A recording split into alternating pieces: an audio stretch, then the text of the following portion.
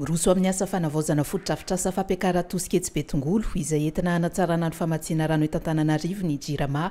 Aharitra 12 volana ny asa raha ny voalazan'ny orinasa izay tafiditra amin'ny fanatsarana ny famatsin-drano indrindra amin'ireo toerana avo manodidina hatrany Ankatso. Aorian'ny Betongolo dia hisitraka izao tetikasa izao ihany koa ny tompom fampiakaratosika ny Ambodimita sy Mandriambero. Raha nambaran'ny lalaina Randriana Melasoa minisitry ny rano ny fidiovana ary ny fanadiovana teto amin'ny 24/24 dia ho avaozina avokoa ny fitaovana amin'ireny fotodrafitrasa ireny hatramin'ny pompy ankoatra ny fametrahana vondrona mpiara-herinaratra. Lahara-pahamehana ny fampianarana araka ny nambaran'ny Filoandry Rajoelina ka tsy maintsy hatsaraina noho izany ny fotodrafitrasa sy ny fampianarana.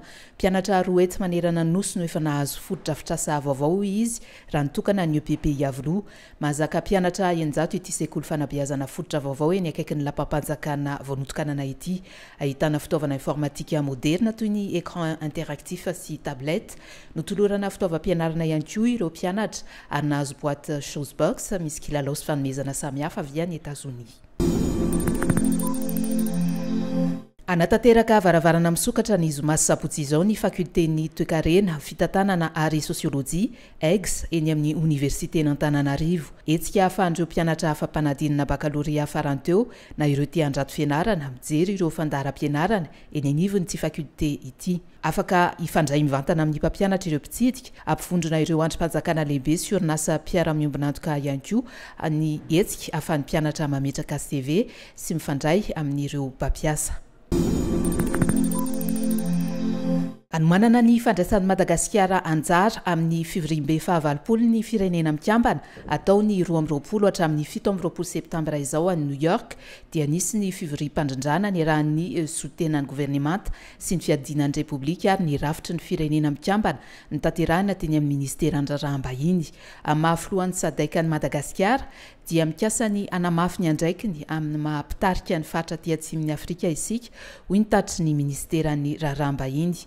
Iaro ny lahara-pahamehana toy ny indostria, ny fiovan'ny angovo ary ny fiarovana an-dranomasina fa eo ihany koa ohatra ny kolotsaina ifanindran-danana amin'ireo tanjona lehibe maneran-tany toy ny toetrandro na koa ny zon'olombelona.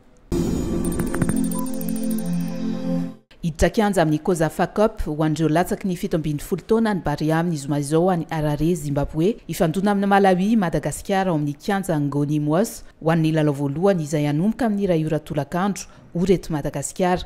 Ny alahady kosa dia ifanandrana amin'ny Afrika Atsimo ireo mpilalao mandrafitra ny ekipa pirenena latsaky ny 17 taona.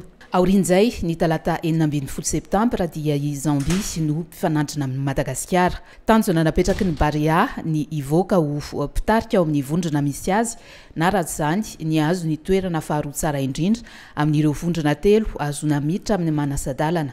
Ny tanjona lehibe indrindra nefa dia ny azona ny tapakila ho amin'ny fiadina ny tompon-dakany Afrika U17 amin'ny taona 2022.